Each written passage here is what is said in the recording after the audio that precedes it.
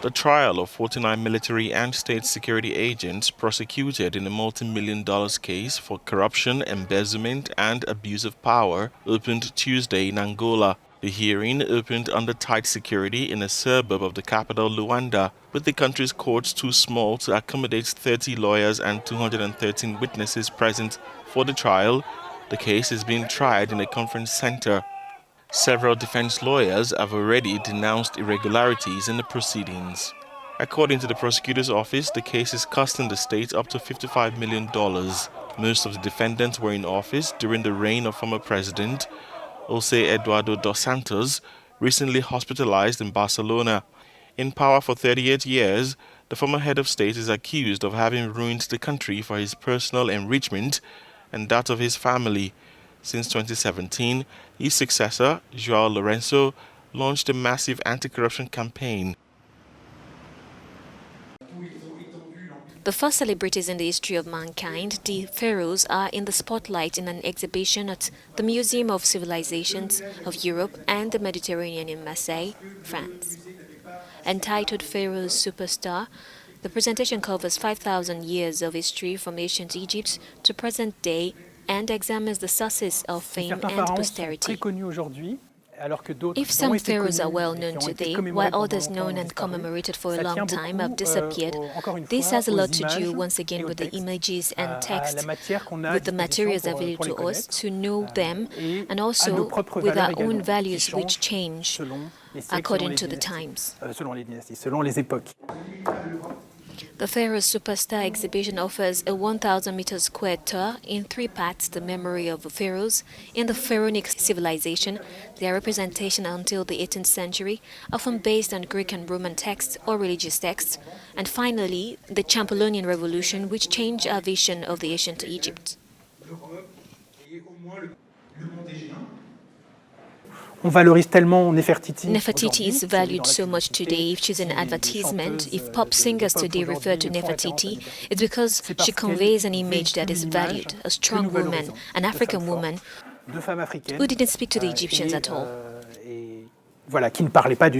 After being delayed due to COVID-19 pandemic, the exhibition will finally open in 2022 for the bicentenary of the discovery of the hieroglyph and the centenary of the discovery of the Tutankhamun's tomb. What makes certain pharaohs extremely famous is often archaeology. The archaeological discovery that led to the discovery of the tomb in 1922, for example, of the Tutankhamun in the Valley of Kings, and the discovery of a funerary treasure with more than several hundred gold, for example, and semi-precious stones. Obviously, this is something astonishing, shocking, and which the media immediately made known to the West.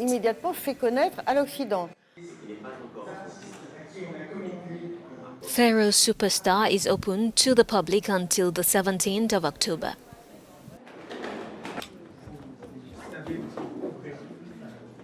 A new strategy for the Senegalese opposition.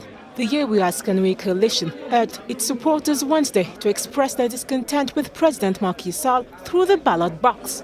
During a press briefing in Dakar, opposition leader Ousmane Sonko also announced that anti-government demonstrations initially scheduled on June 29, despite a ban by the authorities, were eventually postponed. We have nothing to gain if we go on with this strategy. What more can we do?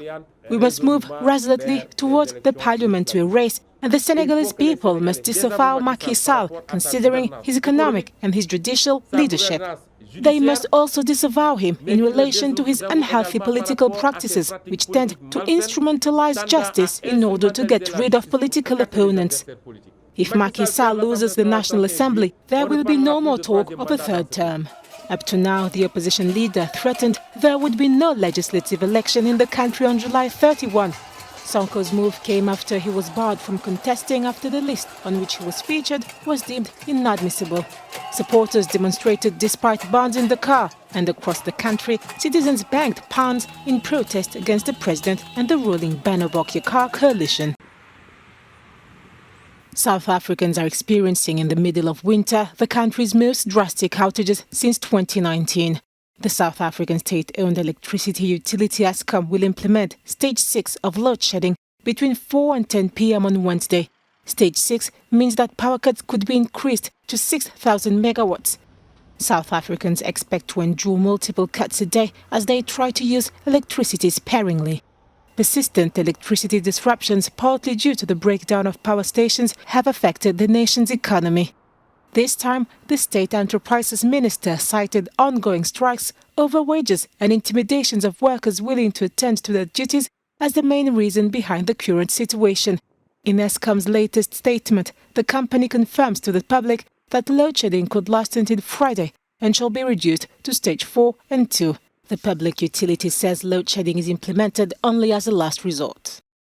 Ethiopian and Sudanese forces have clashed at the disputed al-Fashaga border area following the alleged capture, execution and public display of the bodies of 7 soldiers and a civilian killed over the weekend. Sudan said on Tuesday that it had recaptured several of its territories that were being held by the Ethiopian army. The latest comes as the quarrel over al-Fashaga, where the northwest of Ethiopia's Amhara region meets Sudan's breadbasket Gedaref state, which has been settled by Ethiopian farmers for decades, escalated in recent years alongside a diplomatic spat over Ethiopia's construction of a hydropower dam.